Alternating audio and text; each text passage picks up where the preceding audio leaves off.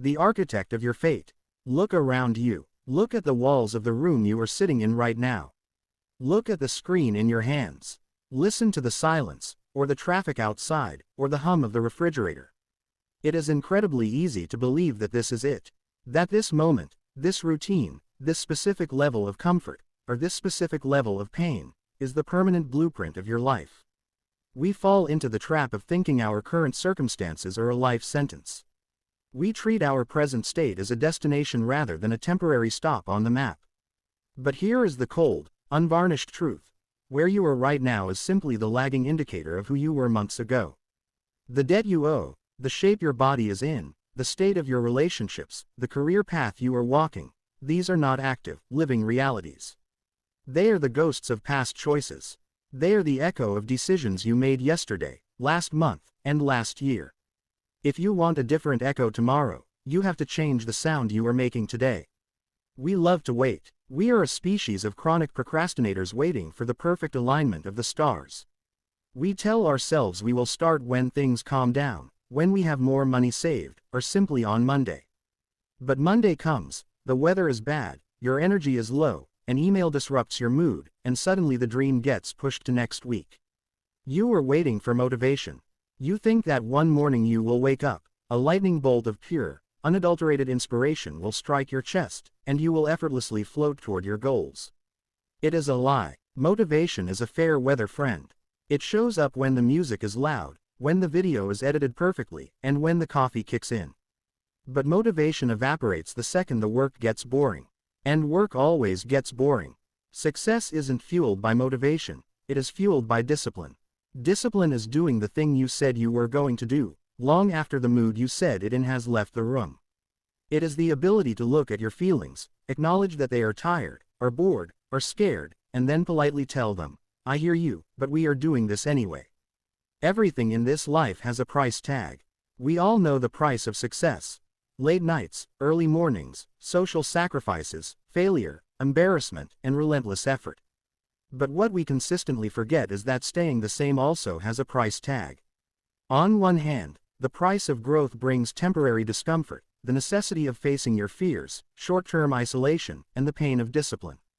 On the other hand, the price of stagnation forces you to pay with permanent regret, living forever with the question of what if, long-term resentment, and the crushing weight of mediocrity. Choose your poison. You are going to suffer either way. You can either suffer the sharp, clean pain of discipline that refines you like gold, or you can suffer the slow, dull, aching rot of regret that eats at you for the rest of your days.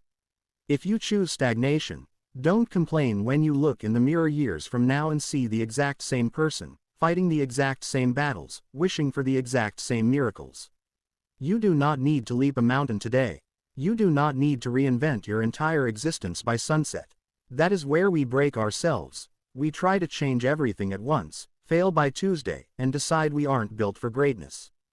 Greatness is a game of millimeters. It is the compound interest of the human soul.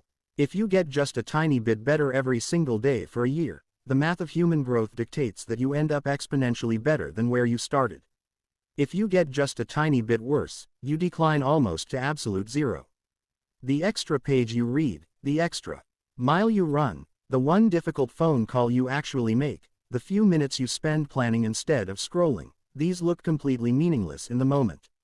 They don't show up on the scale or in your bank account the next morning. But trajectory always beats position. It doesn't matter how far behind you think you are right now. If your trajectory is pointing upward, time is your greatest ally. If your trajectory is pointing downward, time is your worst enemy. Stop asking the world for permission to be great. Stop apologizing for having ambition. Stop lowering your vibration so the people around you don't feel uncomfortable. It is time to audit your life. Look at the people you spend the most time with. Are they pulling you up, or are they anchoring you to the bottom? Look at the media you consume. Is it feeding your focus, or is it weaponizing your distraction? You get in life what you tolerate. If you tolerate a messy environment, you will live in chaos.